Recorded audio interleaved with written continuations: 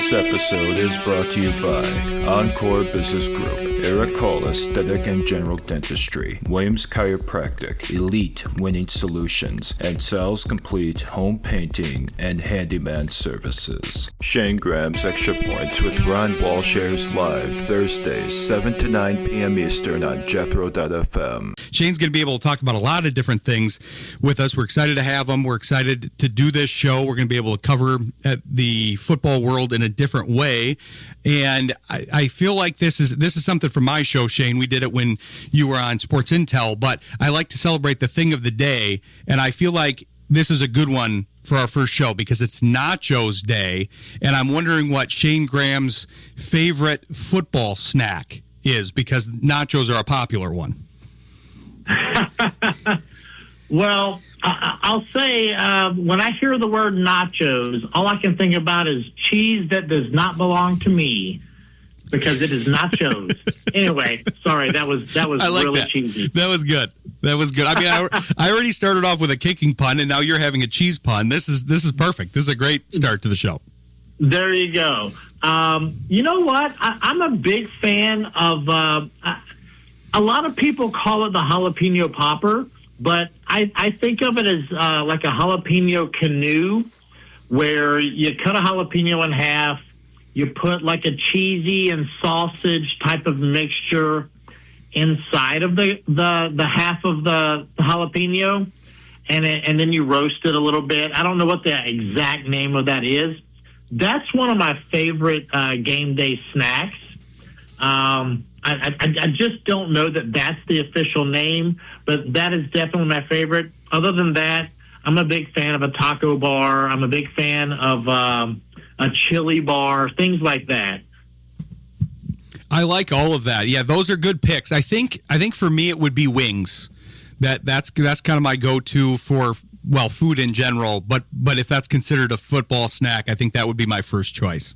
I think wings are my go-to if I'm in a bar, absolutely. But let me be very clear about this. I don't mess around with boneless wings, because boneless wings are not wings. Those are chicken nuggets or whatever the heck you want to call them. Those are not wings. This is a good take. I like this take, because I have to admit to you, Shayne, that I went through a boneless wing phase, and then I was like, what am I doing? What age am I here? I can't be having boneless wings. I need to go back to the regular wings. And then I've never looked back after that. I'm now only regular adult wings. You have to look at things from a perspective and understand, I am an adult. If I'm going to eat a wing, it is going to be the flapper, the drumstick, whatever part of it, which, let's be honest, a true wing is a flapper and a drumstick. But if we're going to do it, it's got to have the bones. You got to pull the meat off the bone, and you can't do the boneless thing. And, you know, in my opinion, this might be controversial, but it's like eating a hot dog. If I'm going to eat a hot dog at a football game, it better have chili and mustard. And if you have ketchup on it, you're 12 years old. This is an interesting one. I've never been able to fully understand this debate. I have to be honest. So you have to help me with this. So ketchup, that just kind of makes it that makes it too childish. That it's like, hey, because I actually don't like ketchup much. I don't use it for French fries. I don't use it for hardly anything, but I do like it on a hot dog. So I'm like an odd person that does this, because it just doesn't seem it seems like a good flavor to have on there, but I don't like it that much on hardly anything else. I like it on a hot dog and a hamburger. Yeah, well, I love ketchup on a hamburger, and I'm not saying I can't eat a hot dog with ketchup on it, but I will say the last time I did it was probably when we served hot dogs in my middle school cafeteria, and I put ketchup on it. Other than that, I feel like it's got to have mustard, chili, maybe some onions. Onions can be kind of a transitional thing for different people. But I've just always felt like if you put ketchup on a hot dog, I'm just not feeling it. But that's a personal choice, so I get it. Well, that's interesting to know. Yeah, I like to load it up. So the ketchup, mustard, chili, I'm good with that. Onions, relish, whatever you got. I usually like to load it up. Cheese, that works too. So yeah, this has been a good start. This has been a good discussion about the football, the football food. I'm getting texts from my content producer Rex saying, "Hey, you got to give Shayne's bona fides here. What are we doing talking about nachos here? This is a guy that was a 15-year NFL veteran, Pro Bowler, most accurate kicker in Cincinnati Bengals history. Became a coach. Now he's one of the leading experts and has his own kicking school, Elite Winning Solutions, who is one of the sponsors on the show. And we're talking nachos, but that's a good fit for our show. You've got bona fides, but you've got versatility. That's the point to this." But no, I'm glad we could do this. This is going to be fun. I'm looking forward to kind of housing the football content here. And we didn't get a chance before the Vikings game to really preview it. We did it in studio with the producer, and then we're going to have after this hour with Shayne, we're going to have interviews with Jeremy Reisman of Pride of Detroit and Mick of the Purple Persuasion to talk about the Vikings side of things, and then the Lions side. But I'm interested to get your thoughts, Shayne, because I thought they gave us a perfect week to debut this show, because we now have a new record in the NFL for longest field goal, and I'm curious what your feelings were, what your thoughts were when you saw that kick go through. So, I mean, you look at what Cameron Little's done. You look at what all of these NFL kickers are doing over the last few years, but if you notice a trend this season, you've got guys hitting 60-yarders in the middle of a quarter, when 60-yarders used to be kind of a desperation attempt at the end of the half, maybe the end of the game type of thing. There's a few factors.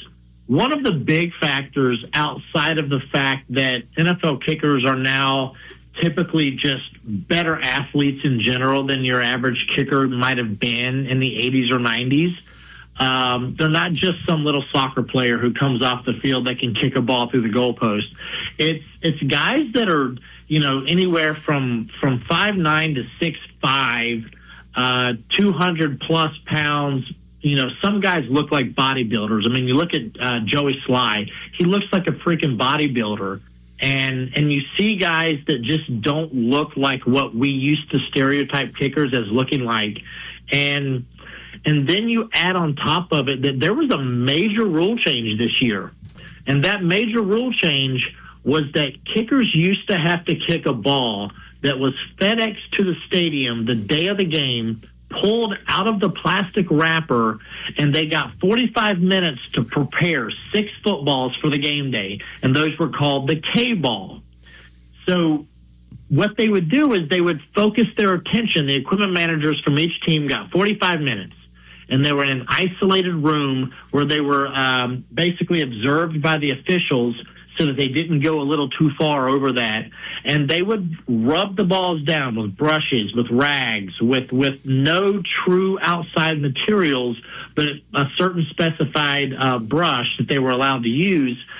And they could try to buff that leather down to a certain level to get it kind of soft and worked in as much as they could in 45 minutes.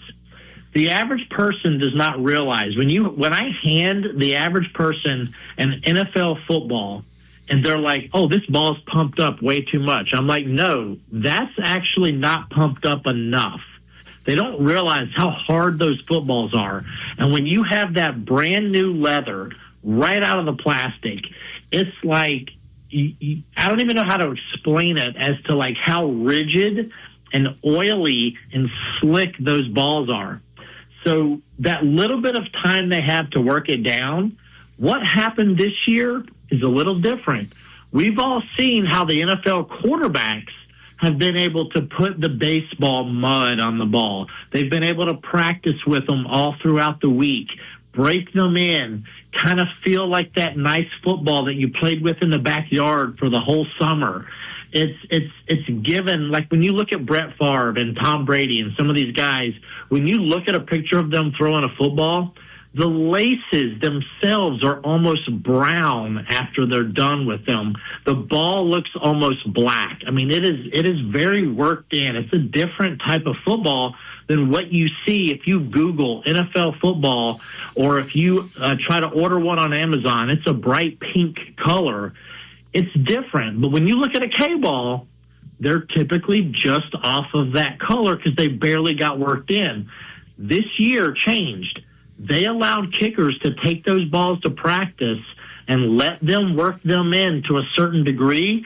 So that leather has softened up quite a bit, and you're able to get more compression on that football skin so that your foot hits that ball and it compresses and bounces off your foot. It's a difference. I'm not saying it's the world like 100% difference, but I'm telling you, it does make a difference. And you look at the stats from 1999 when they first started using the NFL quote-unquote K-ball, that makes a big difference. And where the kickers have gotten better and they've tried to change the rules and all of these things, when they allowed that ball change this year, it is a huge difference to the way that ball compacts and pressurizes off of your foot. That was a great description of that. I have a lot of other follow-up questions now because I had heard of the fact that they were able to prep their own balls in advance. Now, I have actually felt in NFL football through the memorabilia community side of things, and obviously that's an after use football. I haven't felt one before it gets used, but I can believe what you're saying about it. But there's so many nuances in there, because it makes me think of even just the order of operations before you get into the game. So if you're a kicker and you get this ball via FedEx and you've got to mud it up, that's disrupting. You're now having to pay attention to that rather than, is there like somebody on staff that does that, or do the kickers actually do that themselves because there's different nuances to how you do that? So it used to be someone would be on staff, and kickers, I'll be honest with you, we used to tip those guys very well for the guys that we knew could do a good job with it. And when I mean tip them, we didn't tip them a couple dollars here and there. We tipped them hundreds of dollars each week to make sure that those balls were prepped as good as they could get them. And to take it even a little further, a good friend of mine who played in Baltimore, when he was released off his contract in Baltimore and he ended up playing in Cleveland after that, he actually would pay for the travel of the guy that used to prep the balls in Baltimore for him to come to Cleveland and prep the balls, plus tip and travel and everything else, because he knew that guy took care of the football so well that he wanted that guy on his side when he was getting the balls prepped for him when he was in Cleveland as well. That's interesting. So those aren't team-specific employees then? They can work for different kickers and teams? Absolutely. They're typically on the equipment staff. But so just for example, in Baltimore, I'm not going to say the names because I don't want to expose anyone that may or may not want to be exposed. But he was a retired volunteer fireman. And that was just a job that he did, was he helped out on the equipment staff. And that was something that he just took pride in. And it was something that, throughout the week, he may have had a very minimal job because he was doing other things in his personal life. But on game day, his job was, he was A1, the guy who took care of the K-balls. And it was a very important job. And for guys like me, we appreciated that. I actually used to tip the ball boys on the other team who used to help take care of the footballs, because you don't know if you're going to get one of the balls that they've prepped. So I would always, in pregame warm-up, put a couple $100 bills in my sock, and I'd pull them out and give it to the ball boys from the other team just to make sure that they always made sure they took care of me as well.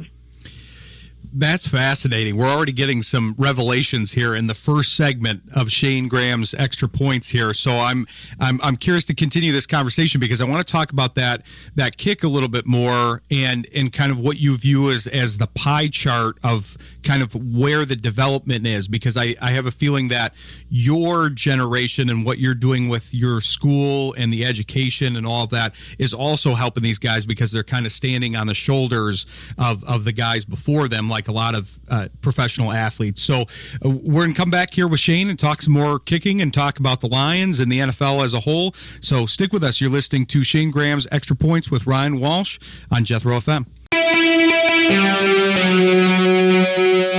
Having a good conversation with Shayne about the record-setting field goal of Cam Little.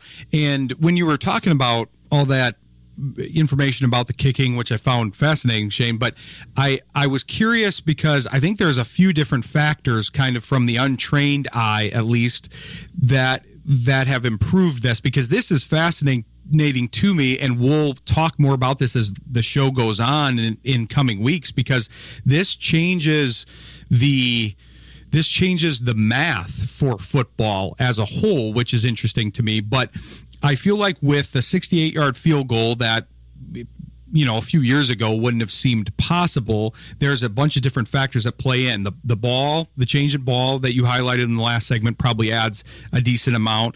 Then you've got the fact that just like the rest of the football players, like the 72 Dolphins had 250-pound offensive linemen, and now there's running backs that are close to Derrick Henry is close to that size.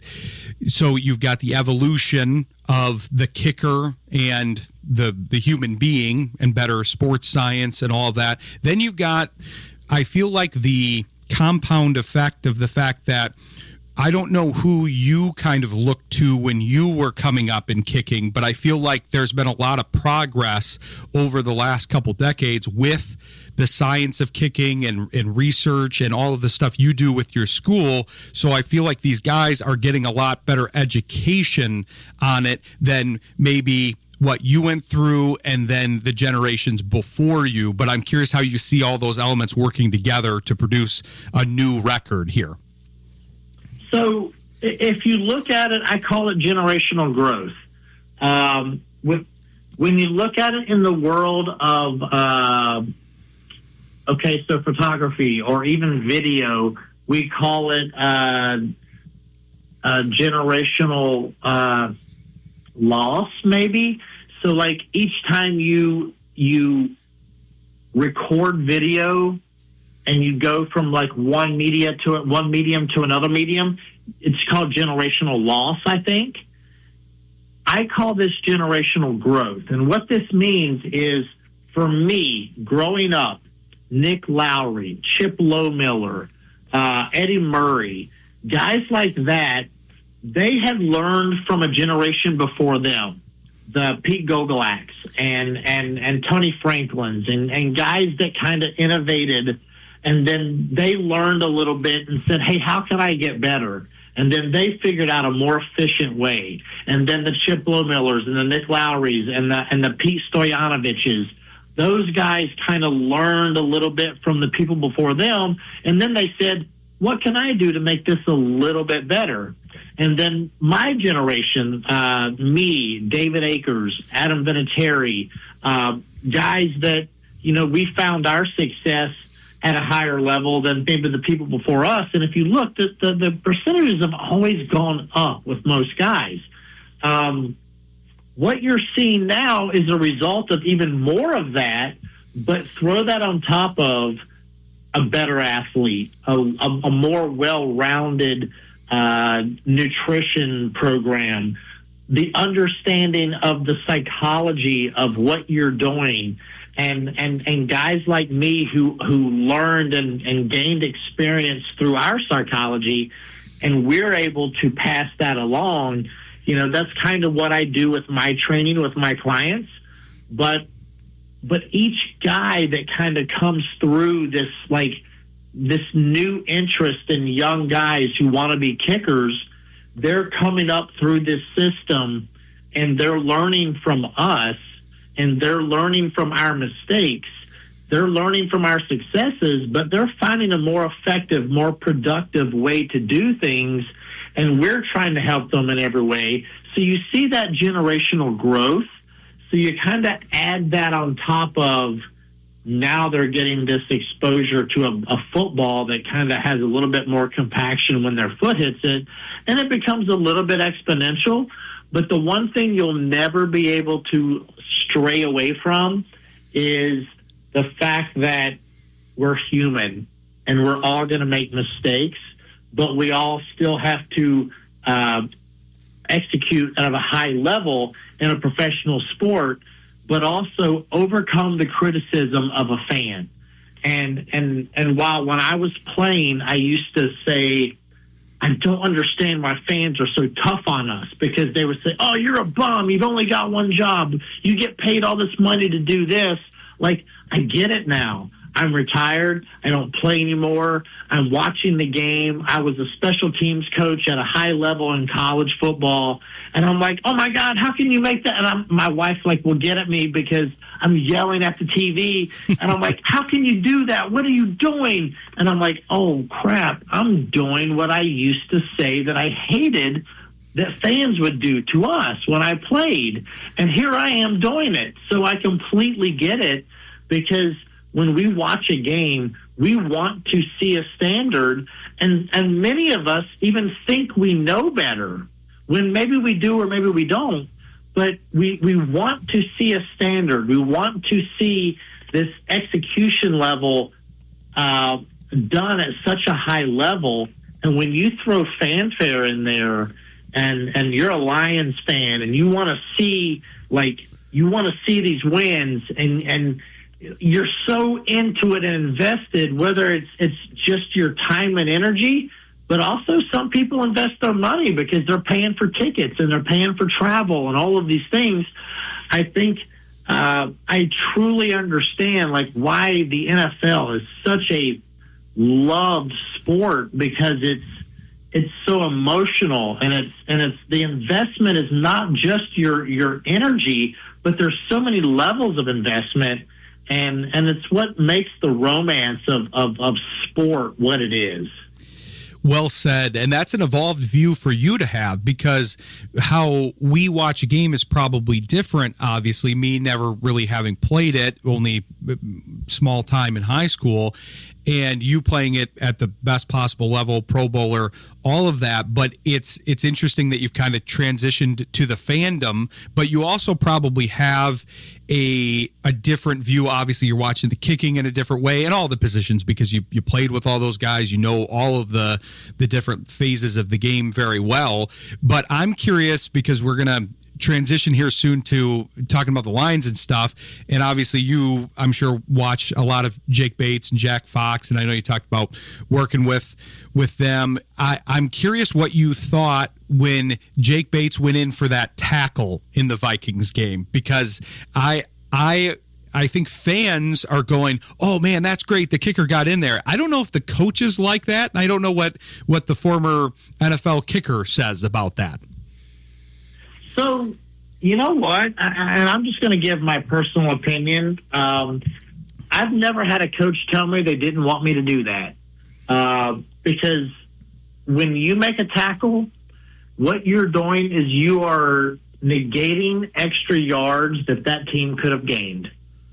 And in my opinion, if my role is to make a field goal, if my role is to kick it out of the end zone, if my role is to kick it deep enough so that somebody else can make the tackle and save some yardage, those yards add up. And this is a term we call hidden yardage.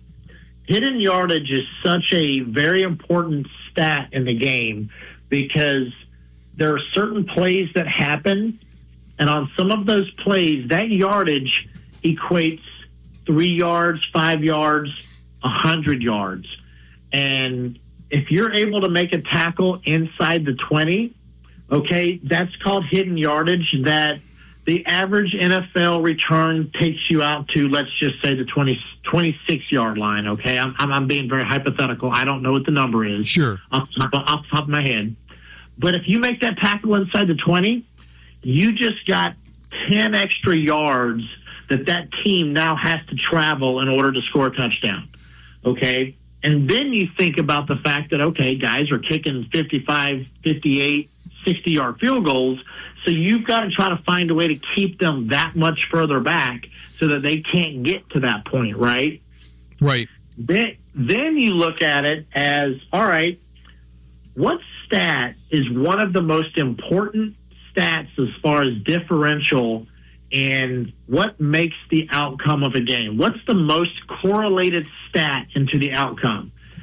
Blocking a punt is one of the biggest correlated stats in wins and losses. For the most part, when you block a punt, it is one of the most correlated stats that says you will win that game. Now, does it mean you're always going to win the game if you block a punt? No, because I've seen block punts when a team loses by 30. But also, in those tight games, and let's just think about what the average point differential in the NFL is, typically a 1 or 2 score differential on average in the NFL.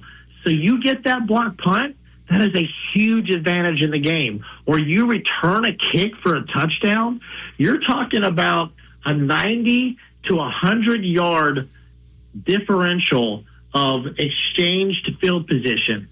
So it plays a huge part. That's why special teams is such a big part of football, and a lot of people kind of take it for granted because they're very mundane. You really don't see a lot. But all of a sudden, when you get a guy like Devin Hester who's running back punts, who's running back touchdowns, or you get a team with Ed Reed who's blocking punts, and you see that he blocks it and somebody recovers it for a touchdown, you think that ball could have traveled 45 yards. And then they had to bring it all the way back another 45 yards. And then they got another 20 yards on a return from the block. That's 45 plus 45 plus 20. That's over 100 yards of actual differential that you just created on one play. And then you think about the point exchange that could have happened. A blocked field goal, huge. You take away 3 points that could have happened. Then you turn it into what actually transpired after that block. Was it returned for a touchdown, or did it actually turn into points for the other team, or did it just take away 3 points? There's all these different things you can kind of do the math on, but the point exchange plus the yardage exchange is huge, because when we look at stats at the end of the game, most people kind of look at, all right, what's the yardage differential? What's the points differential? Obviously, points is the big thing we see, because that's the ultimate determination of who wins and loses the game. But when you look at, who had the ball the longest, who got the most rush yards, who got the most passing yards, nobody really talks about that point differential and hidden yardage, but it is a huge factor, because usually when one team has a higher time of possession and possibly higher stat in rush yardage or pass yardage, you look at the hidden yardage and you see the team that won the game maybe didn't win the offensive stat battle, but they won the game based off of those hidden yardage and that hidden point differential that happens on special teams. Which highlights the value of special teams. And there was a lot of great stuff in there. We got to take a break, but I want to talk about the blocked field goal in the Lions game, because that was the key play in my estimation. I imagine you agree. And I just want to make note that you made 8-year-old Ryan Walsh very happy by naming all of those kickers that came before you, like Chip Lowmiller and Eddie Murray and Nick Lowry, because those were the kickers in Tecmo Super Bowl on Nintendo when I was young. So that made me very happy. So those were classic names, and classic kickers in the NFL. But we'll return and talk about that block kick and a bunch of things with the Lions-Vikings game from last weekend here. Stick with us. You're listening to Shayne Graham's Extra Points on Jethro FM. Welcome back to Shayne Graham's Extra Points with Ryan Walsh, presented by Encore Business Group. Having a good conversation with Shayne here about the nuances of kicking and special teams. And even before you said that about the the yardage differential, Shayne, I was thinking of that play in the Lions-Vikings game as really the play of the game. The Lions were a bit stagnant. I want to get your feel for the performance as a whole, but I feel like, as just a layman, that the blocked kick was the play of the game, because that was when the Lions could have taken back a lot of momentum. It would have made it a single possession game, but then the math got all messed up after that. And like you said, there was a lot of yardage gained on that block kick. So I have to imagine that that was an emphasis for you when you were watching the game. And I'm curious if you could kind of take us through how that process works and how you saw it, if it was kind of a low kick, or obviously Hogan Hatt in the center kind of has a tough time because he's the long snapper and he's got to block somebody. So I'm curious how you took in that play. So, honestly, I hate ever putting any fault on the kicker, but if I'm being honest, they came through the A gap. I don't think that they got a ton of penetration, and I think that when you get through that A gap, the long snapper can only do so much, because he's got to snap the ball. He's got to put it in the right position. He's got to have the laces rotated at the perfect amount of spirals and revolutions throughout that 8-yard snap so that the holder can put it down, the laces in a perfect position, blah, blah, blah. That's his responsibility, right? But he's also got to offer support to the A-gap for the inside and outside field or boundary, or if they're in the middle, he's got to offer support to both A gaps. And really, when you do that, the guard is typically, a guy that's 300 and some, pounds plus, that's got to handle two guys, if not more, in that space, that he's got to hold the weight, not let them get 2 to 3 yards of penetration, and he's sitting still while they get to fire off on him. And it's a very tough job. That's why I always made sure that my linemen on my field goal protection team always got really good gifts during Christmas, because those guys are the ones that make sure that you're able to do what you do. And in that position, you have to realize, when you snap that ball, you have to immediately raise your shoulders while dropping your hips, put your arms in a position where you can somewhat gather some penetration, but that guard is also dropping his hips as low as he can. He's setting one foot back. He's trying to anchor, and he's trying to do inside push, outside help, because he's also got to help that A gap. But that guard's also got to put one hand push to assist and help with the B gap, because the tackle then has to prioritize the B gap, but also help with the C gap. So when you look at that inside to outside priority pressure and the way that they're trying to withstand this rush, they even made the rules to a way where you used to have a thing called triple push, okay? Triple push means you used to be able to stack two guys in one gap and have a guy behind them who could also push them as they're rushing. So you could get almost 4 guys through the A gap at one time, and it became a quagmire of just bodies and cubic inches just falling down on top of everybody. But what that does is that opens up a potential fake. So guys learned how to, or coaches learned how to take advantage of that, but also they found it was a safety issue, because you throw 1,200 pounds on one person or one gap, and you're starting to see, like, okay, we're getting some injuries here. We got to do something about this. So technically, you're not allowed to line up over top of the long snapper or the center. But when you line up over the A gap or over the guard, but you're falling into the long snapper, that long snapper is still responsible for that gap priority, and they still have to help out. So, and able to do that, that's when teams, hey, you know what, we're going to run a fake every now and then, and we're going to make them hesitate just a little bit, or at least maybe flinch, like, hey, maybe we shouldn't put all our pressure on the inside because we got to put a little support on the outside edge, or we got to put a little support in the C gap so they can't just push, pin, pull, and make sure that they can open up a gap and run the ball up a certain gap, or throw to an eligible receiver that they don't have enough manpower that's available because they stacked everybody in the inside. One way or the other, it's a chess match, right? But when you get to a point where guys are getting penetration, the kicker's got to get the ball at a certain height, at a certain level, within a certain number of yards of the line of scrimmage.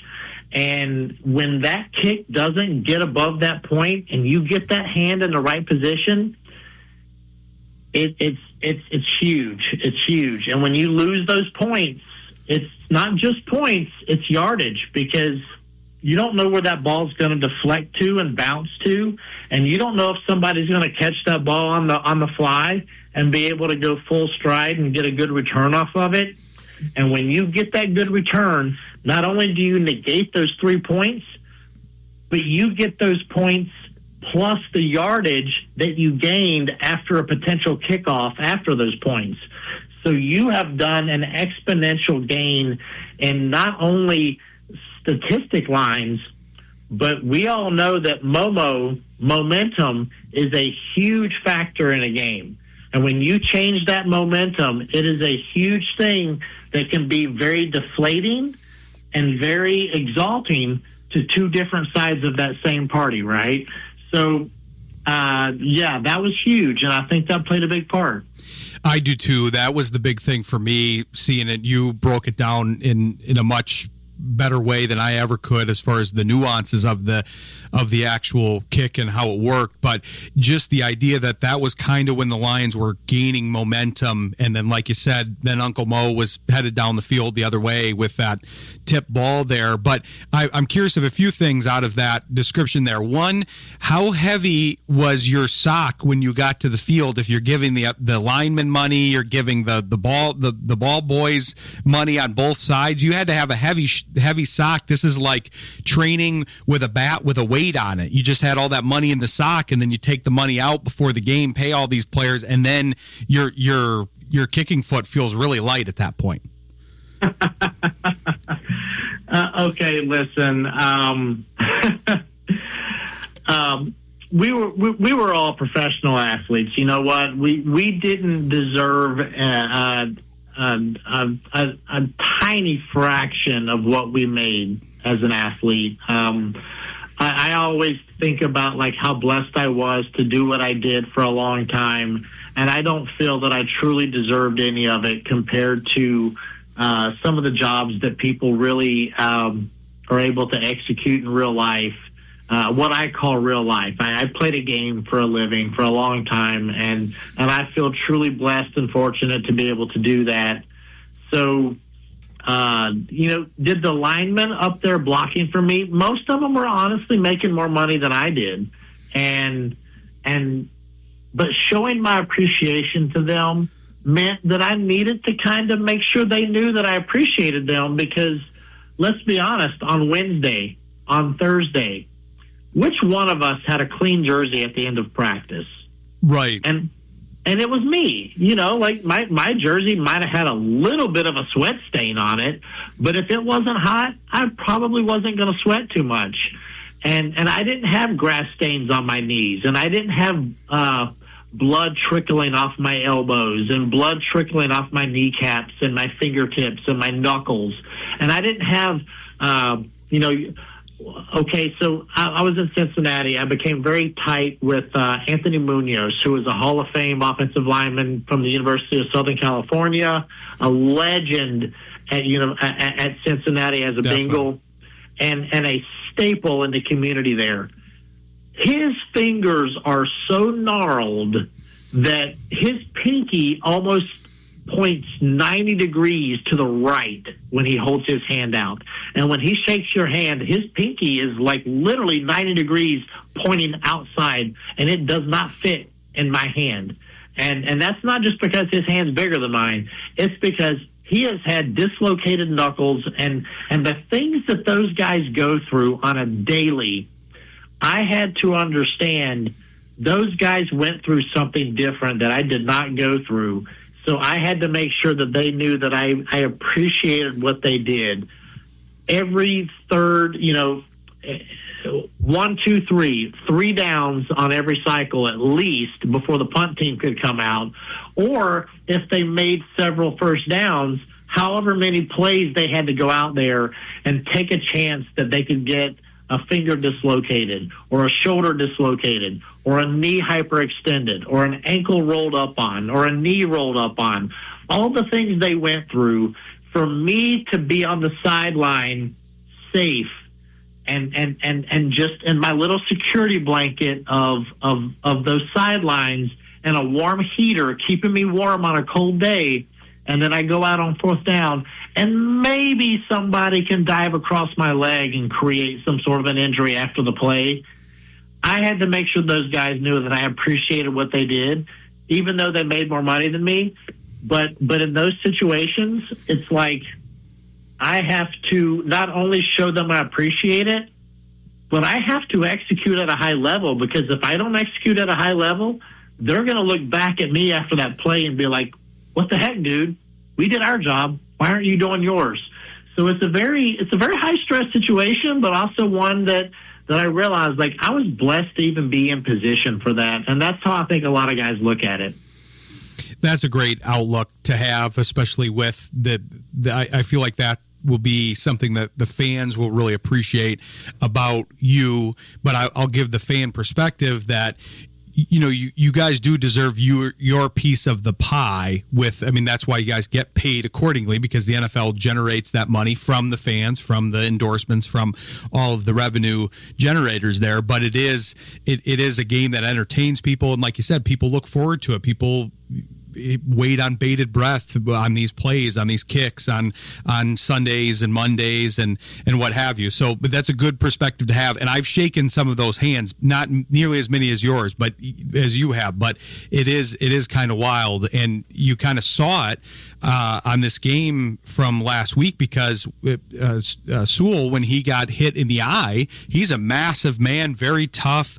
He's a stalwart in that offensive line, but he got poked in the eye and he was sidelined. They had to do something to help him out, because it doesn't matter how big you are or how many muscles you have if you get poked in the eye. So that outlined that, I think, perfectly. But we got to take a quick break, but we'll come back here with Shayne Graham and get some more of his football knowledge here, and hopefully preview the upcoming Washington game a little bit. So stick with us. You're listening to Shayne Graham's Extra Points on Jethro FM. Well, tell me about the coaching search for Virginia Tech, because I feel like that kind of mirrors what's going on with Michigan State a little bit, because a lot of these teams, I feel like, are kind of in that same situation that you're talking about. A lot of them are hoping that they're the front runner for James Franklin, because as I understand it, part of his buyout, because he got the huge advertised buyout, but he has to actively look for a job, whether it's in commentating or in coaching, which I think is why he came out with the whole piece on, hey, I'm going to look for a job. I'm going to try to stay in coaching. And so I'm curious if you're hearing anything from your folks at Virginia Tech that you think that's going to be one of the front runners there. So the rumors that I'm hearing are that we at Virginia Tech are willing to offer a top 10 package. In today's world, a top 10 package is big time, because you're talking about, I don't know, anywhere from 8 to 12 million a year type salary. I don't know the exact numbers. And honestly, when I think about it, it's crazy, because these guys are getting contracts where if they get fired, they're getting paid to not coach for that team anymore. And I find that really crazy, because I think about like Jimbo Fisher and some other guys who had these huge buyouts and huge payoffs. Dan Mullen at the University of Florida, that was the last team I was a coach for. And I think about these guys that are making millions of dollars to not coach for that team anymore, and because they have these guaranteed contracts with buyouts on them. And it's crazy because their staff, while the defensive and offensive coordinator are probably seven-figure guys, your position coaches are probably making anywhere from $400,000 to $700,000 a year as well. Those numbers are astronomical, especially in today's economy. And you think about like what the average layman, makes for a hardworking job. It's crazy to think about. But then you've got all the GAs and the analysts and the quality control guys that actually do most of the work for those coaches. And I'm not trying to call people out because this is in every single major program. These guys do a lot of work. So shout out to all the GAs, all the analysts, all the quality control coaches, all the student assistants, all the guys that put in all this research and quantitative analysis and all the things that they do, whether it's on game day to all week long in the film study and the analysis and breakdown that they have to do.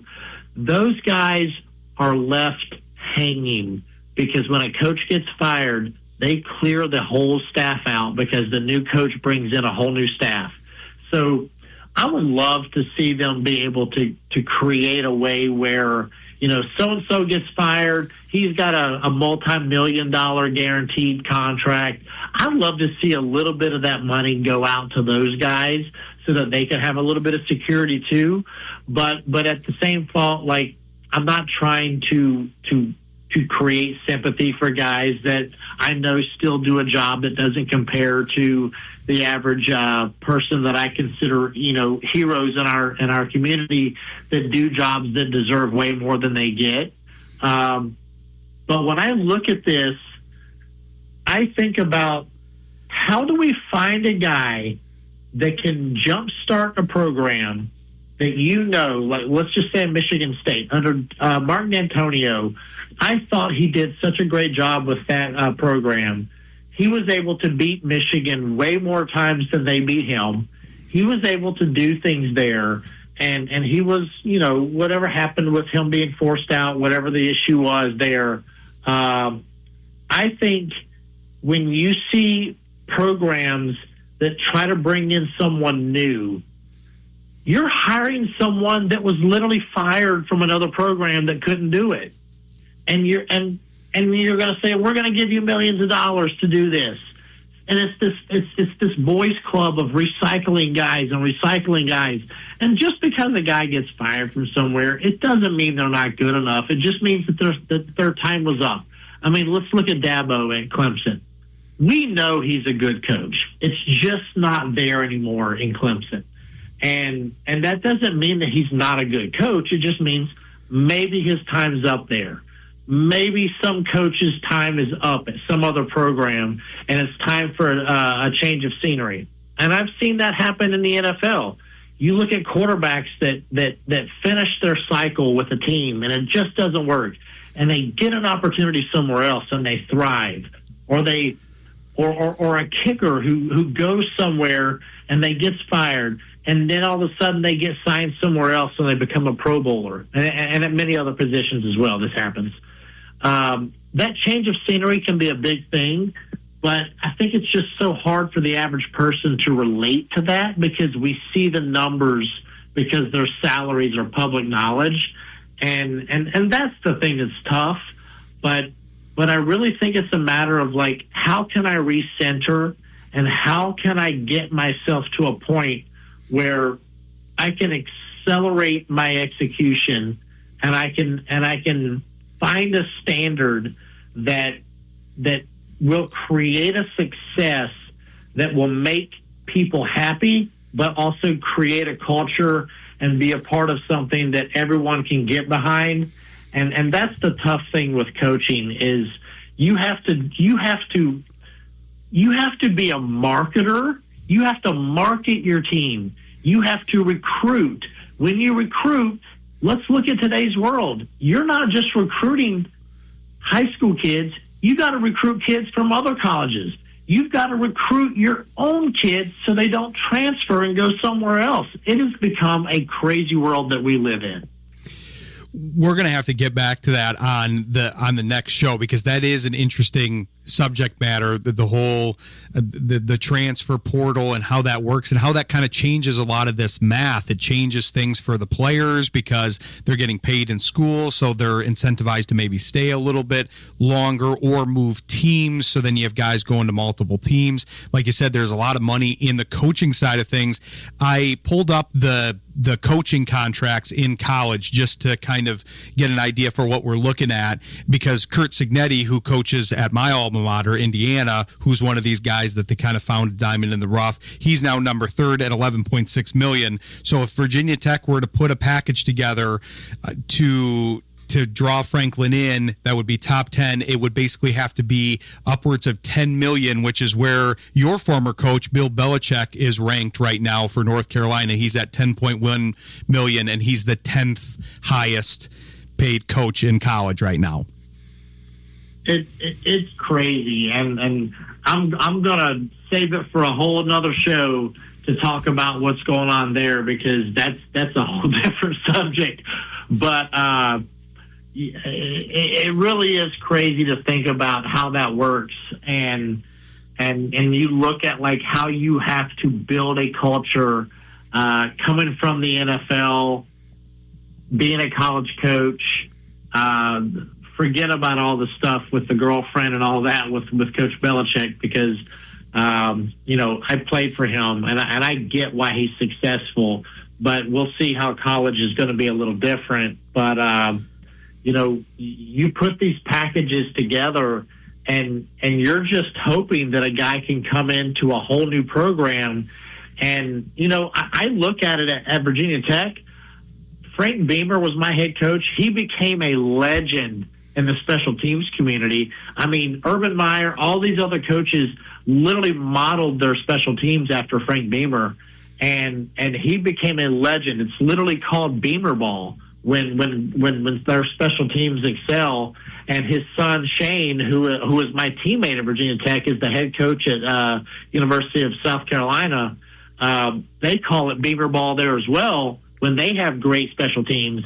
But you see what these teams are doing, and they're paying these guys all this money. You used to have coaches that had a little bit of leeway, and they got 5 to 10 years to find their rhythm and find some success. In today's world, it is how quick and what have you done for me lately? And if you don't do it within 3 years, you're out of here. And it's crazy, but that's what it is. So, how do you put NIL together? How do you put the transfer portal together? How do you put a great coaching staff together that allows you to procure all the things you want to do and make it work? It is a crazy equation, and it is way above my pay grade to ever know how that is ever going to be a perfect model that anyone can figure out. And that's why we have this, kind of a carousel of revolving doors of guys that are coming in and out of this world. I think it's above a lot of people's pay grades right now. Like you said, it's something that's going to evolve and need some regulation and need some assistance and need some evolution.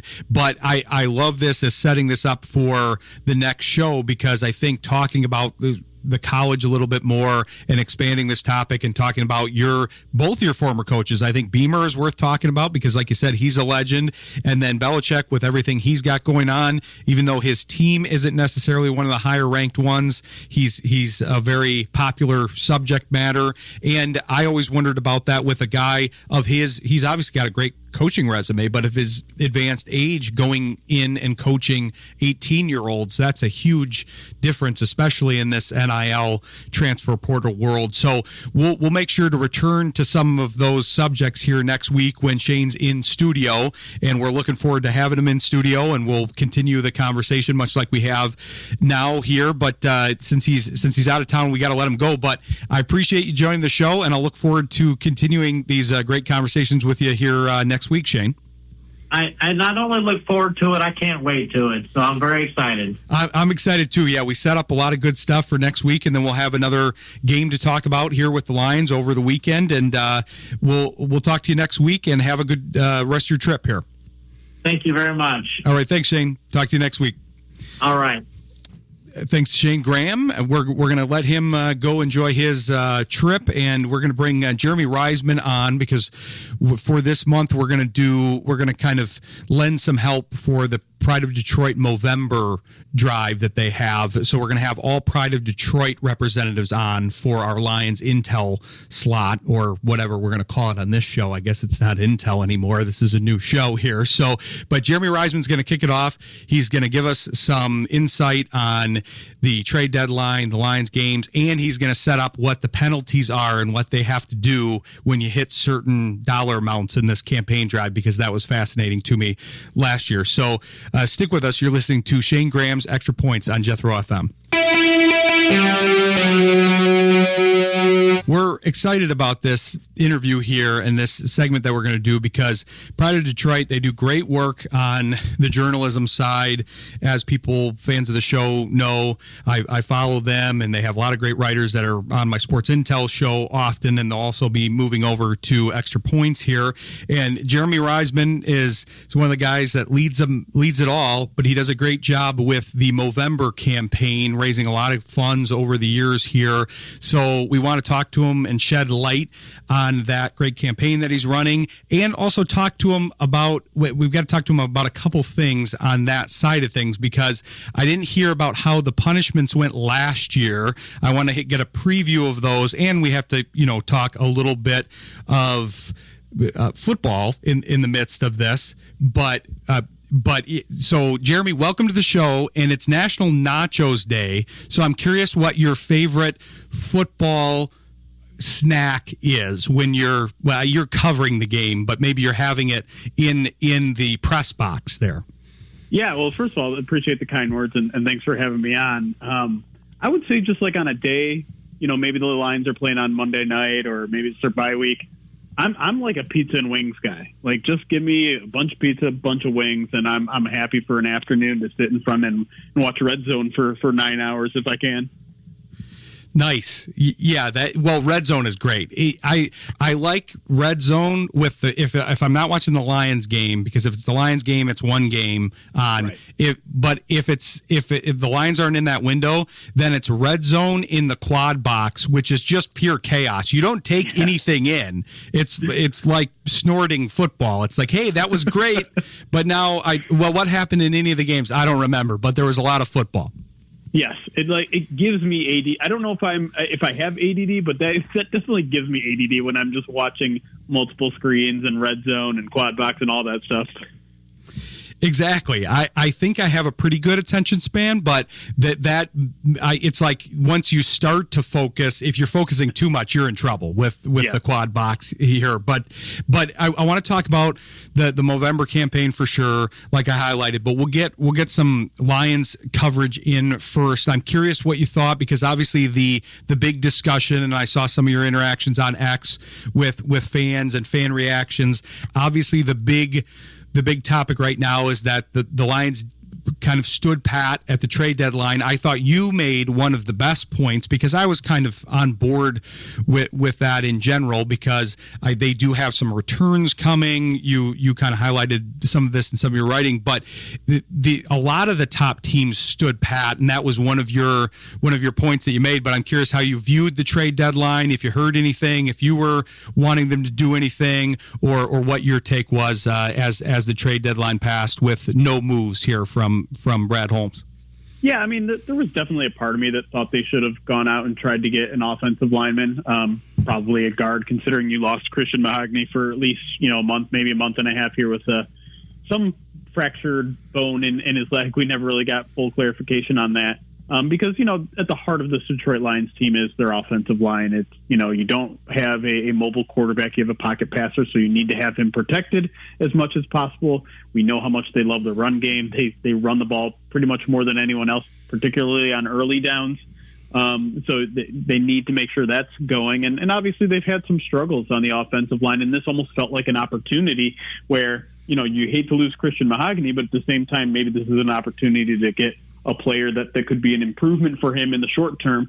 But there's so many complications that come at the trade deadline that you never hear about. And I think part of the reason I pointed out that so many contenders didn't make a trade, you look at the Green Bay Packers. Yes, they made the monumental trade at the beginning of the season, but they just lost Tucker Kraft, a huge part of their offense. And so you would expect maybe they go out and get a good tight end, a guy that can compete. But just because there's demand doesn't mean there's a supply, right?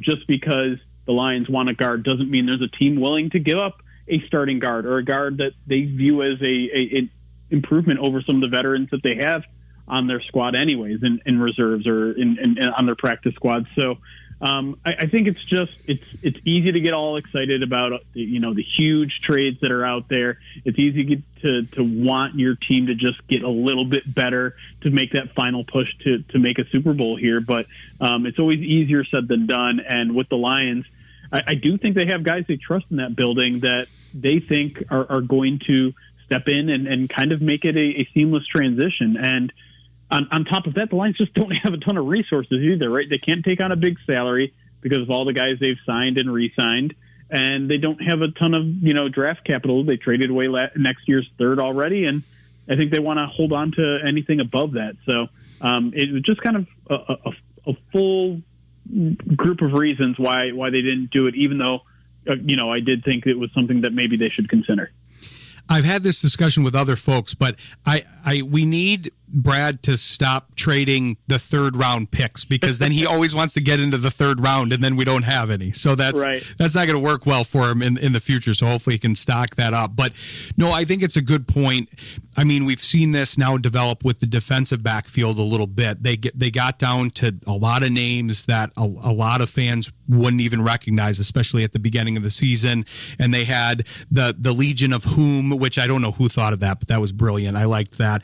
I don't know if that was you guys, but I loved that nickname. Nope, I wish. Yeah, that was a good one. But they filled in nicely, and even though names like Stephon Gilmore and others were on the market, the Lions opted for their internal guys that they had some experience with. Yeah, they picked up a couple practice squad guys or guys that were out there. I think they're trying to do the same thing with this offensive line solution. They've got guys in the mix like Awashika, who we saw, Cologne, I think they have some belief in, and I think they're going to get some of these practice squad guys elevated, and it'll be interesting to see how they play, because the defensive backs acquitted themselves well in their roles in the last couple games, and now we'll see how these offensive linemen do. But it's easy, like you said, to say, okay, we want to go out and get this guy and that guy, but they're not always a good culture fit.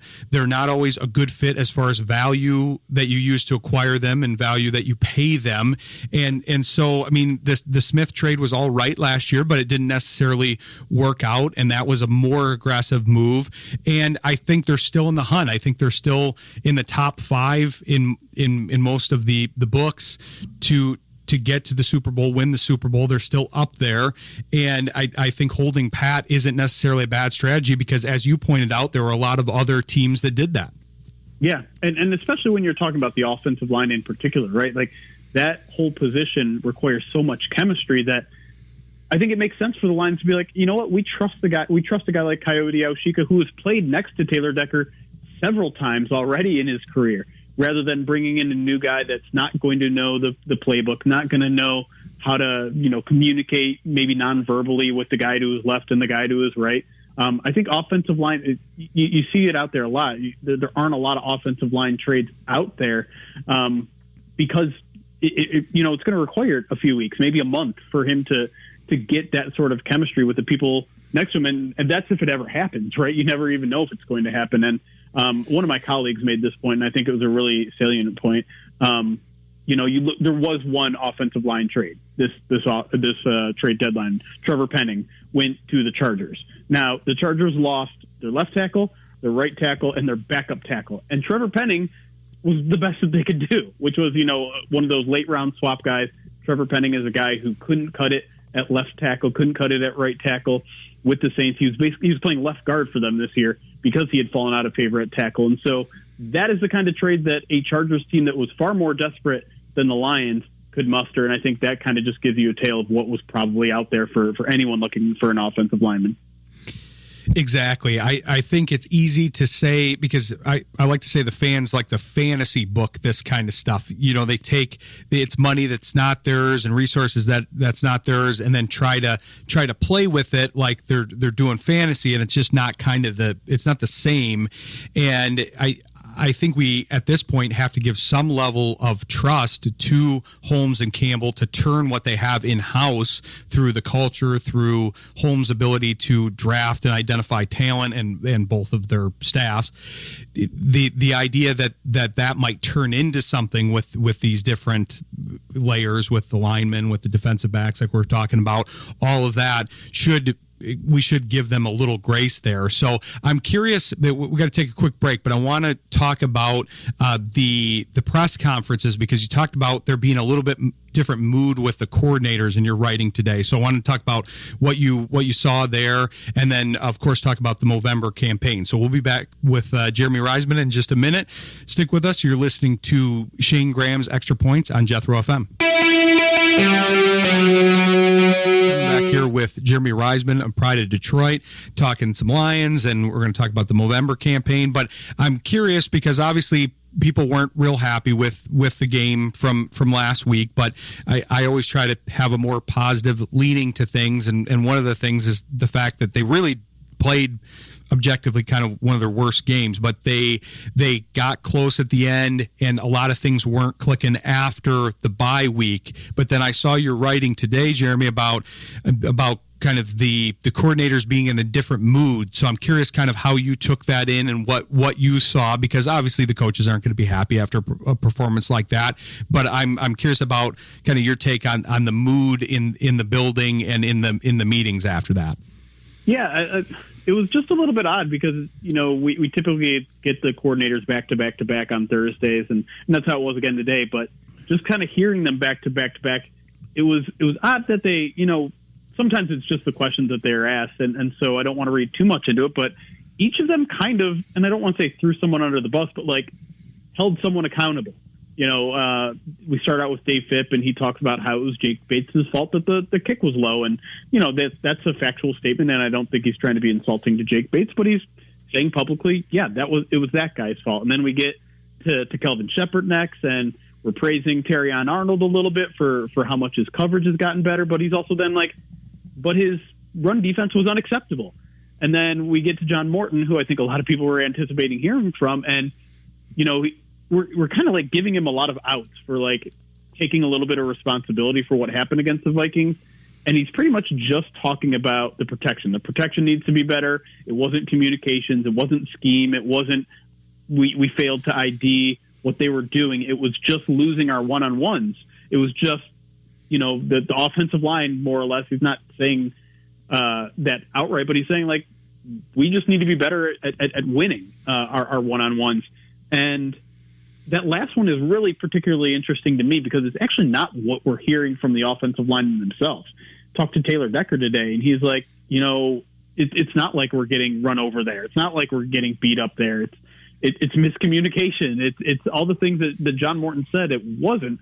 And so I don't know. This was the first time where I'm like, I'm not sure what's happening here with these coaches. It seems like there's a little bit of disconnect, and that's not something I've ever really sensed from this regime at any point. And I'm not trying to throw anyone under the bus here themselves, but it just was a little bit jarring today in a way that I don't know if this was the coaches maybe taking an opportunity to light a fire under the players. Maybe there's just not a good communication between the coaches and the players in terms of what they want to be out there in the media. I don't know. It was just a little bit of a strange day at Allen Park today. And, I'm still kind of digesting what I think it means.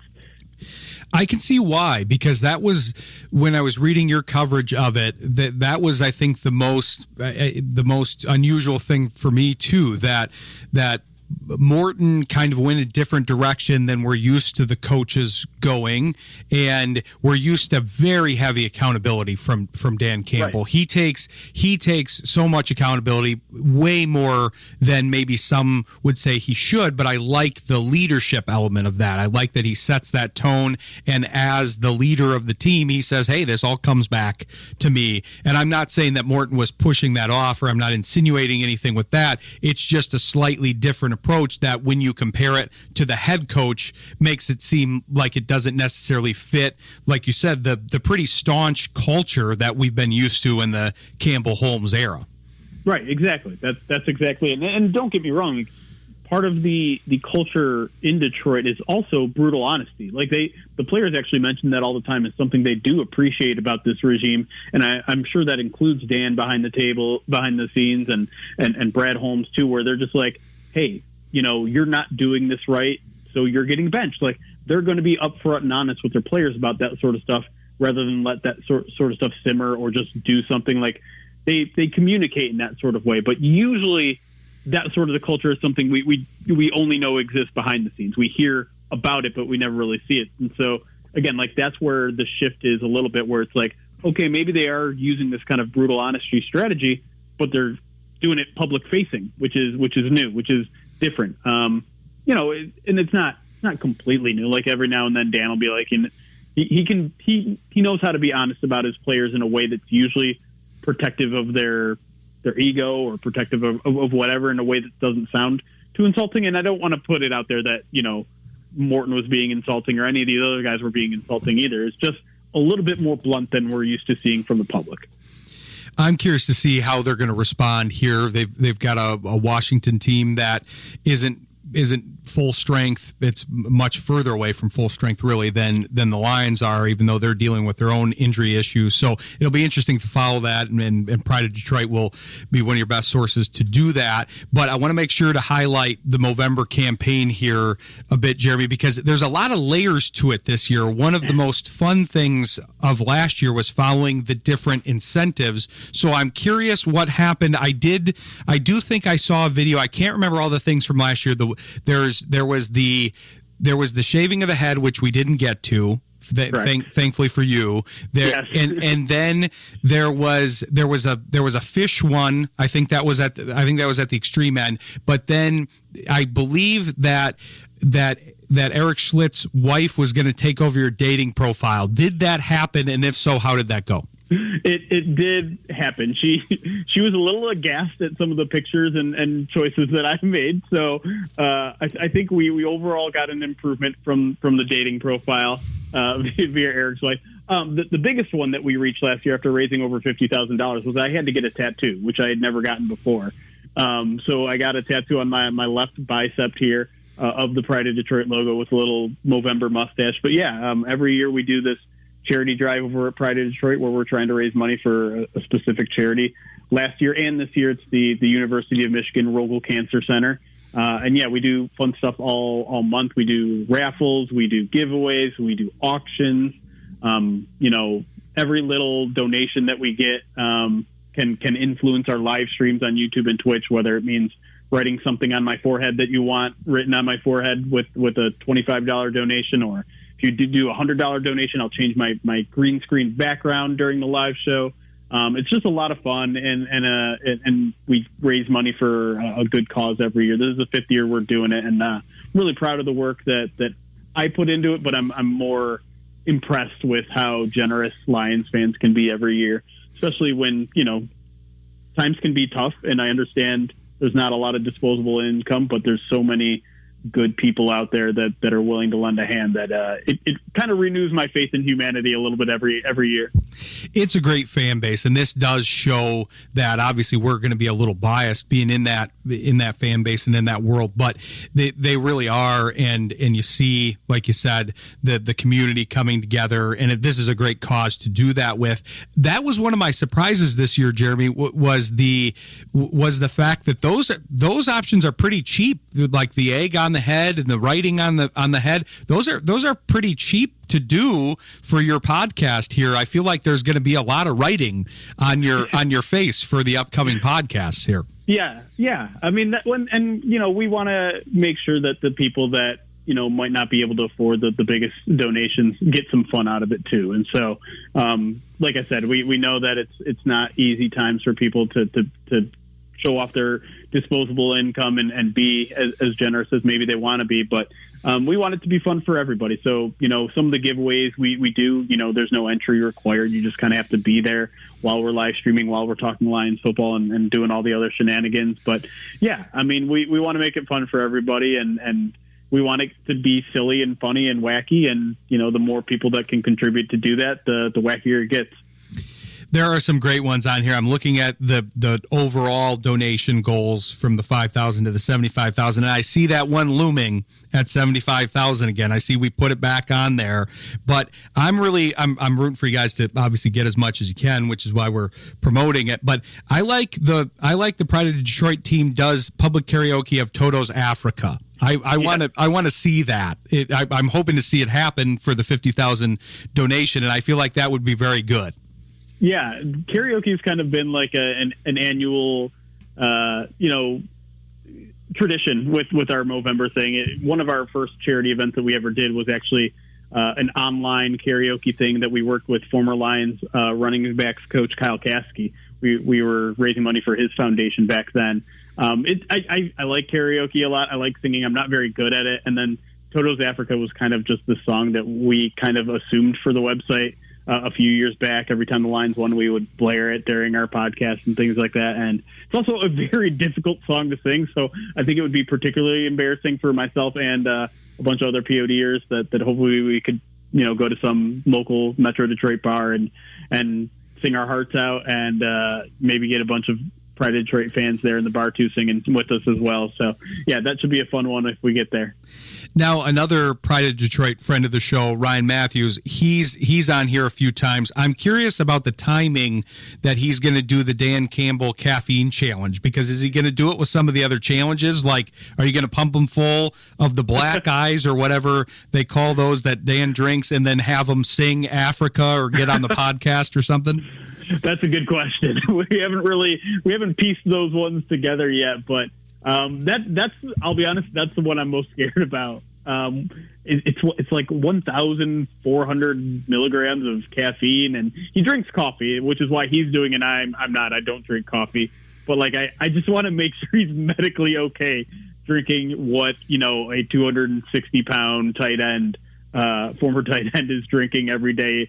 At Allen Park, but no, that should be a fun one to see how he reacts, how his body reacts, and yeah, it should be fun to witness, I would imagine.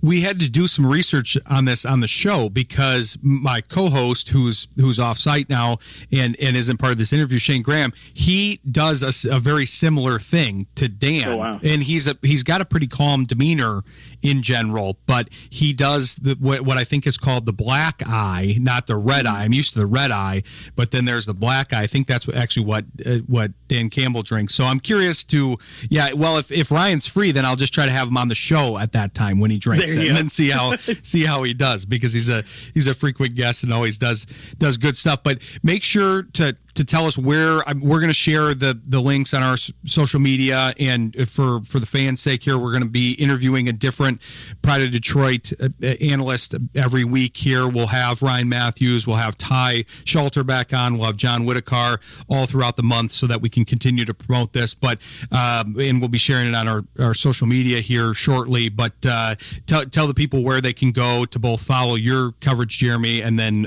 follow along with the process here. Yeah, just go to prideofdetroit.com to view all my work, and then a little bit down the page you'll see the Pride of Detroit logo with a little mustache, and you can click on that link, and it'll give you all the links to donate, all of the prizes that we're going to be giving away all month, all the donation goals this year that include, like you said, some karaoke. We're going to do a pizza eating challenge. I'm going to play video games on stream with Graham Glasgow if we get to a certain level. I'll run a 5K, which is something I've never done and I don't enjoy running. So bunch of fun stuff like that.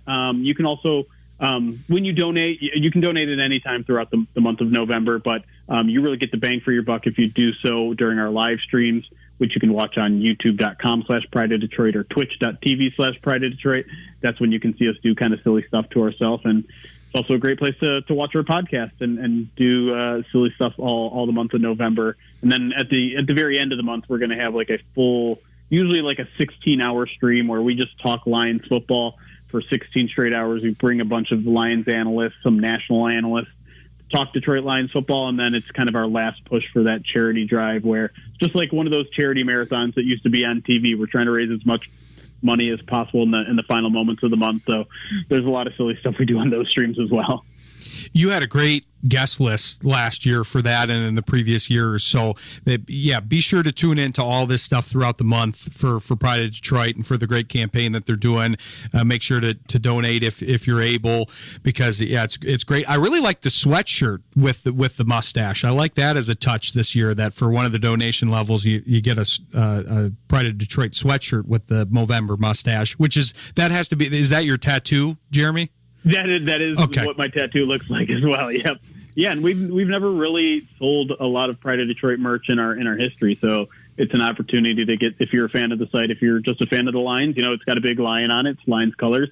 It's a way to get some kind of exclusive merch. So if you want a sweatshirt that has a logo of Jeremy Reisman's tattoo, then be sure to donate $500. But seriously, donate to this if you can. It's a great cause, and we'll be having the Pride of Detroit guys on all month to promote it. But we appreciate you kicking it off, Jeremy, and giving great insights as always. And we'll be tracking the campaign and tracking your coverage throughout November and beyond here. I appreciate it, Ryan. I appreciate you giving me the opportunity to talk about it. Definitely. It's a great cause, and we'll make sure to be promoting it all throughout the month, and we'll follow your coverage, and hopefully we'll have a little better week on the Lions side of things to cover next week here. Let's hope for it. I appreciate it, man. All right. Thanks, Jeremy. We'll talk to you later. All right, bye.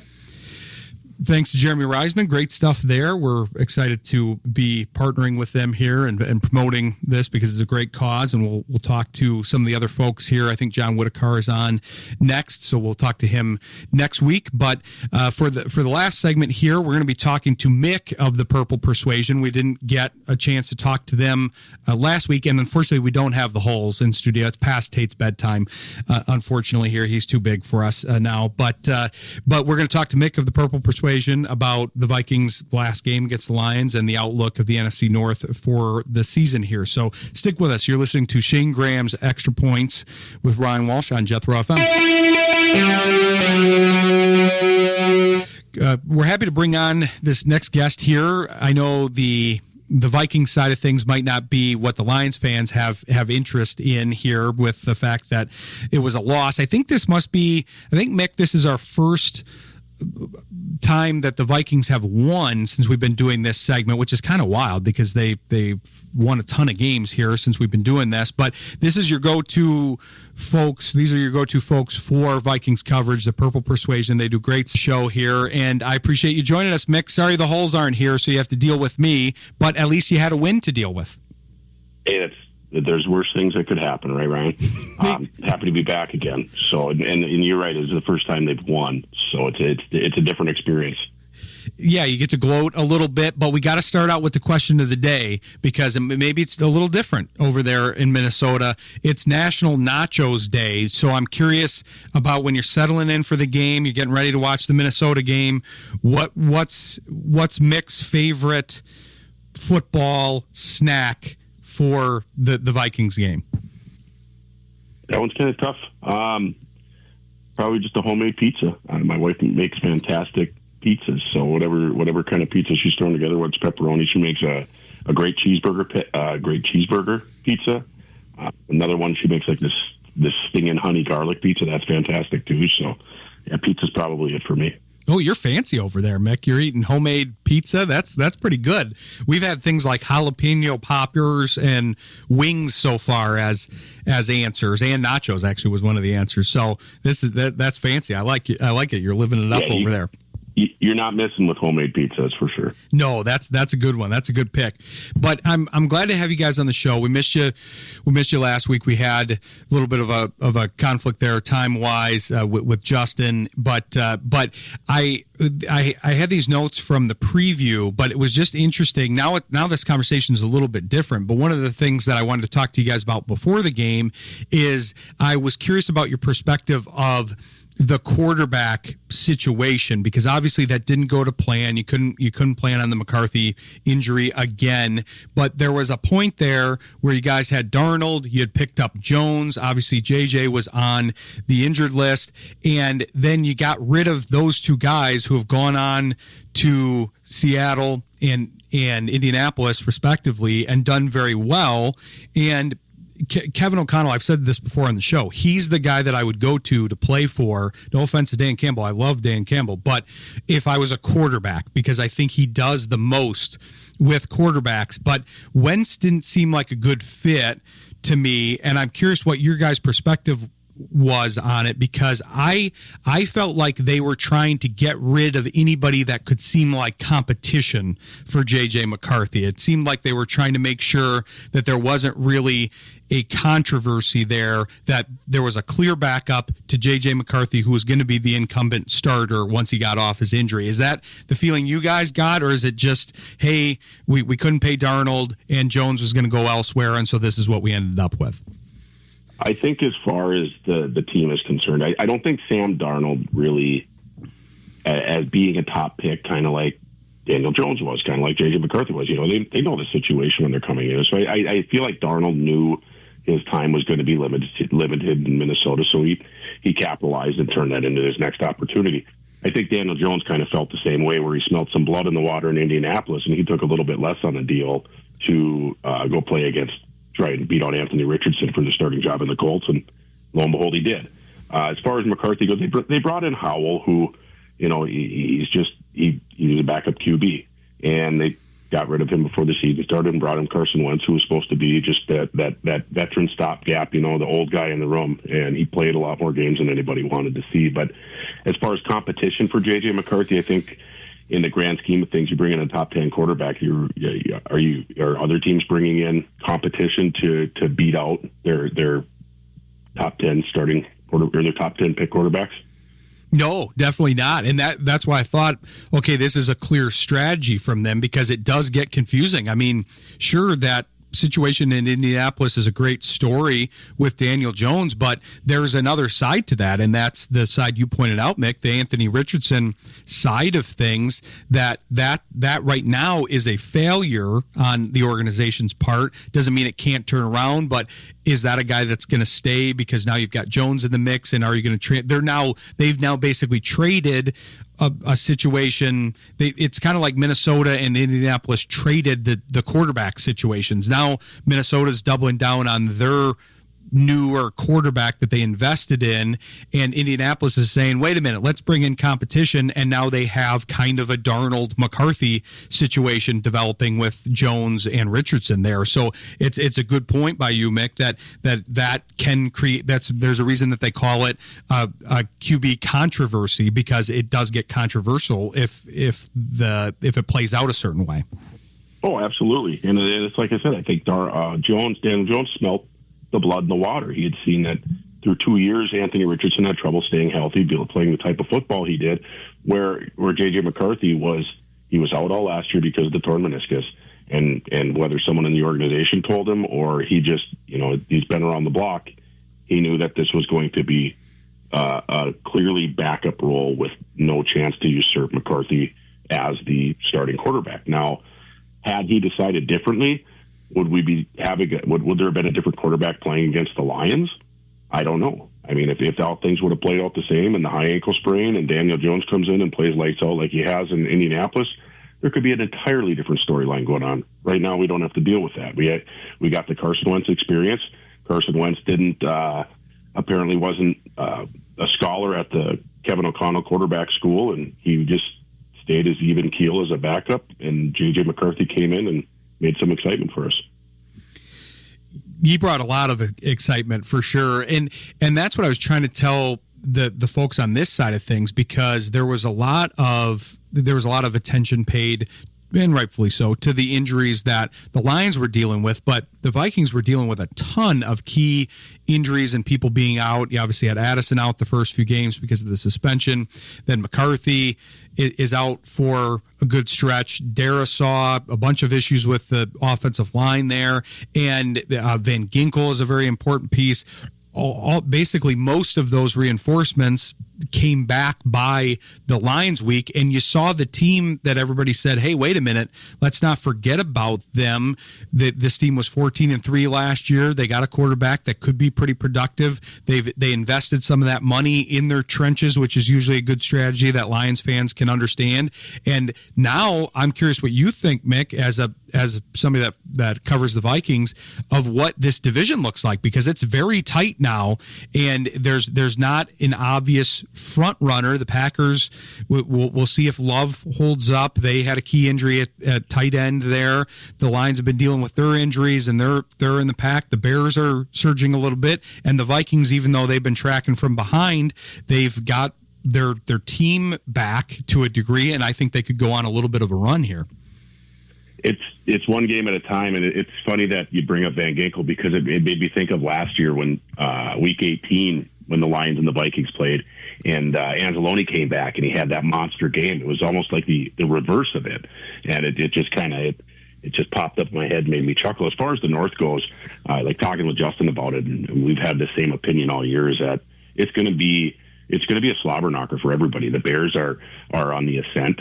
And you know, that Tucker Kraft injury in Green Bay is really that hurts Green Bay's chances. Detroit's still playing good football, and as far as the Vikings goes, they have a solid roster. It's really dependent upon what they're going to get out of the quarterback position and how much the offense can help the defense stay off the field, because the defense has been playing pretty well, but it's the offensive side of the ball that has kind of been putting them in precarious situations. So if they can operate like they did last year, where they were able to get up a score, 2 scores, then the defense and Brian Flores, they can do different things to create some chaos.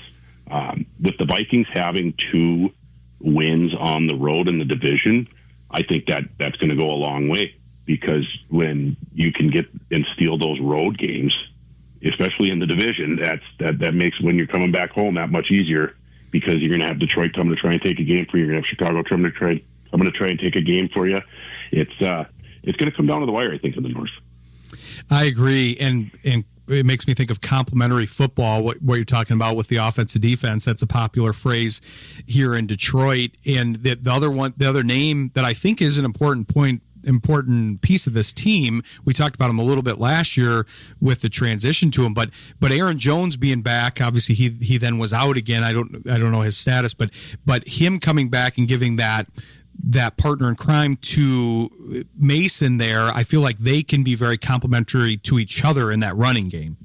I think we got to see what they had been practicing this offseason with it, because that was the most complimentary they had played all season. Now, Jones has been out with injury. He was put on IR, but coming back, I think he had 9 rushes for 78 yards before he went out. I think he had AC sprain.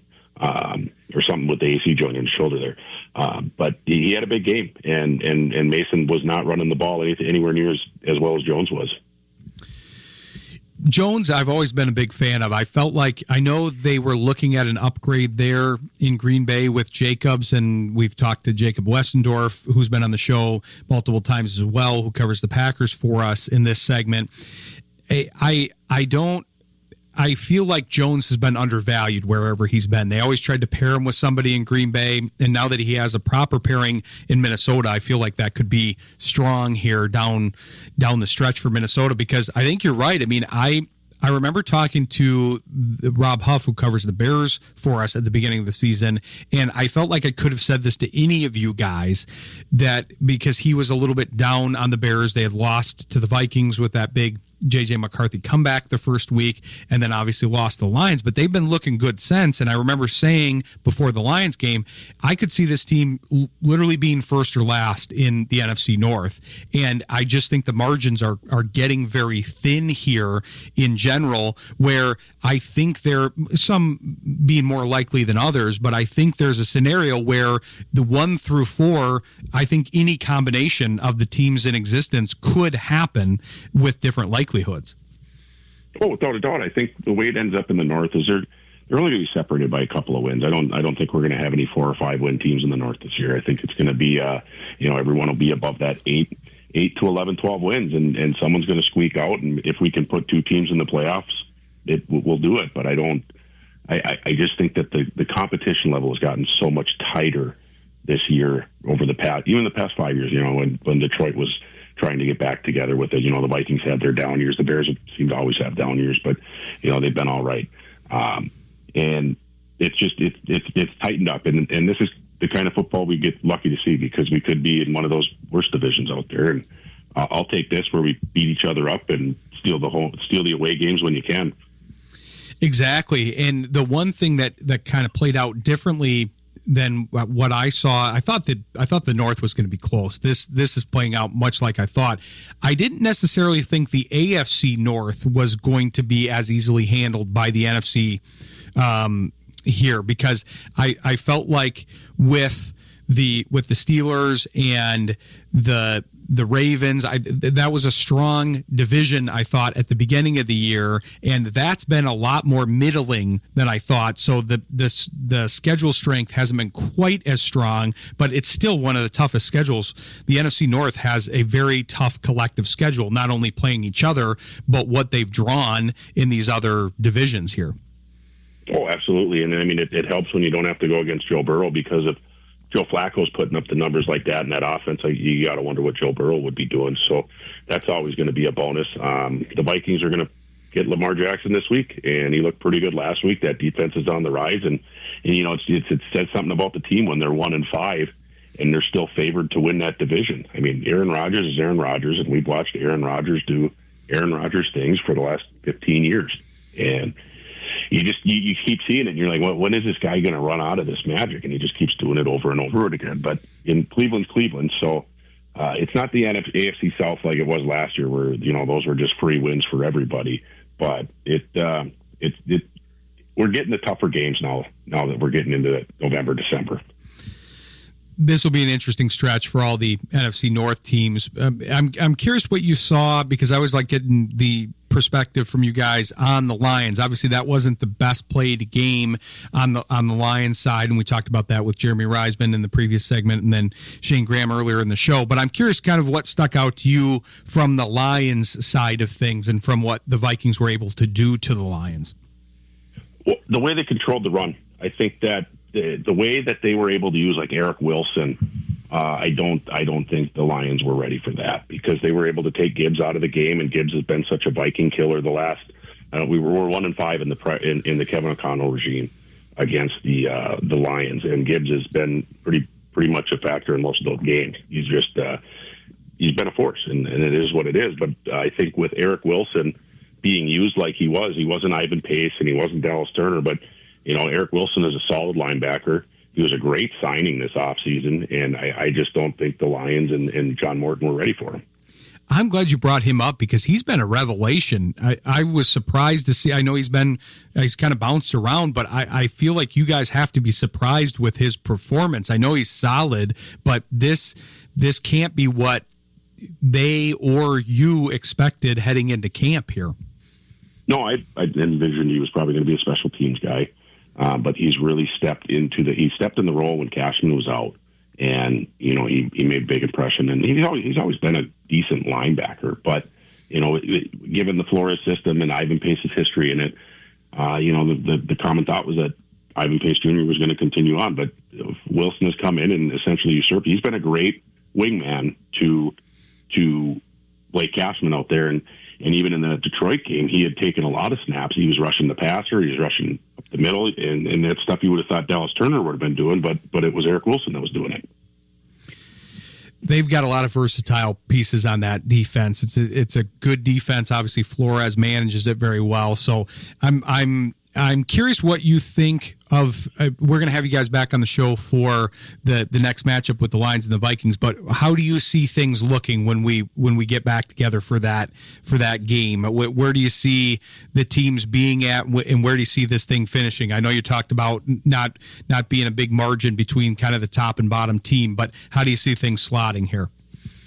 I think Detroit has a really interesting set of games between now and when they play the Vikings again, especially because they're going to have to go to U.S. Bank Stadium. But they're going to play the Commanders should be like the easiest game right now for probably the rest of the season. But that murderer's row of the Eagles and the Giants have been looking pretty good. They have an insane defensive line. Then you're gonna have the Packers and the Cowboys who can't play defense, but their offense is going to just put up points. That's just what they do. The Rams is probably the best team in the NFC right now. The Steelers are. I don't know where they're going to be, but that's a bit of a gauntlet. A lot of it's at home for you, which is nice, but I still think that's a tough group of games there. But going to Philly is always tough. As far as the Vikings go, it's one game at a time. You got a quarterback who started 3 games. He's 22 years old. He's getting his feet wet in the league, and you got teams we're going to have to go through a couple North opponents. We're going to have to go out to Seattle, and then we get to play the Commanders. And fortunately, Jaden Daniels is out, but it's just one of those you got to deal with it. So they got the Commanders and the Cowboys, and then they play the Giants. And like I said, the Giants they've been fun to watch this year. It's too bad what happened to Scatterbull out there.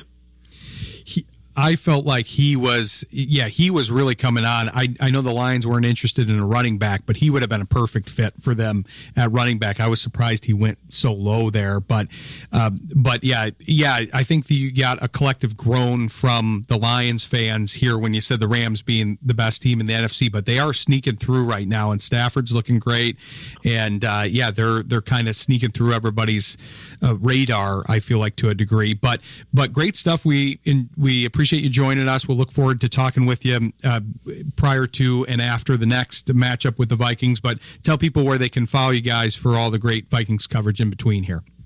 We are at TPP Skol, the TPP Skol on X, Twitter. That's where we do the vast majority of everything. If you want to find us, we'll be there. It's great stuff, and they've been growing since we've been talking to them on the show. Not that it has anything to do with the show, but because they've been growing and doing good stuff, their following is growing. So be sure to jump on that train there and follow their coverage for counter intel purposes or whatever purposes you have there. But be sure to follow them, and we appreciate you joining us, Mick, and we'll talk to you before the next matchup here. Yeah, thanks for having me on. Good luck to you guys, Ryan. All right, thanks. You too. Thanks to Mick of the Purple Persuasion. We're glad he could join us, and we're going to take a quick break and then close up our first iteration of Shayne Graham's Extra Points with Ryan Walsh, presented by Encore Business Group. Stick with us. You're listening to Jethro FM. We're glad you could join us for the first show. We had to adjust for Shayne being out of town, but had a good conversation with him. That was fun to do, and man, a lot of information about kicking and football in general. We're going to be able to have a lot of great conversations with him moving forward. Want to thank our sponsors here. We've got a couple carryovers from Sports Intel, but we've got Encore Business Group, our presenting sponsor, Eric Hall Aesthetic and General Dentistry, Williams Chiropractic, Elite Winning Solutions, and Sal's Complete Home Painting and Handyman Services. Want to thank them for their support here, especially for our first show. And I want to thank our guests, Jeremy Reisman of Pride of Detroit. Be sure to check out our social media for the promotion there and the campaign. We'll be talking about that on both shows, Sports Intel and Extra Points. And want to thank Shayne for joining us from afar, and Mick of the Purple Persuasion. Be sure to follow them, especially leading into the next game against the Vikings later in the season. But yeah, this was a fun show. I'm glad we could debut it here. Now this is the addition to the lineup. So we've got Sports Intel on Mondays, 7 to 9, and then Sports Project 7 to 9 on Wednesdays, Sports Project Prime Time. Then Shayne Graham's Extra Points with me, 7 to 9 on Thursdays, and then the Sports Project, the weekend edition, from 10 to 12 on Saturdays. Want to have a quick update too, because I was remiss. I mentioned it, but Dave Conrad, who we've been following his journey with the kidney issues, he's out of the hospital. He's feeling good. I think he had an update, maybe even on today's show. I'm looking at Dan. My mom is updating us here. She's in studio with us, and apparently he's doing well here. He called in with Kevin Matthews, and so we're glad he's recovering, and we're looking forward to him getting back on the air. And Kevin's doing a great job filling in for him. But be sure to tune in to us next week from 7 to 9 on Thursday. Shayne will be in studio, and we'll be continuing the conversation with him.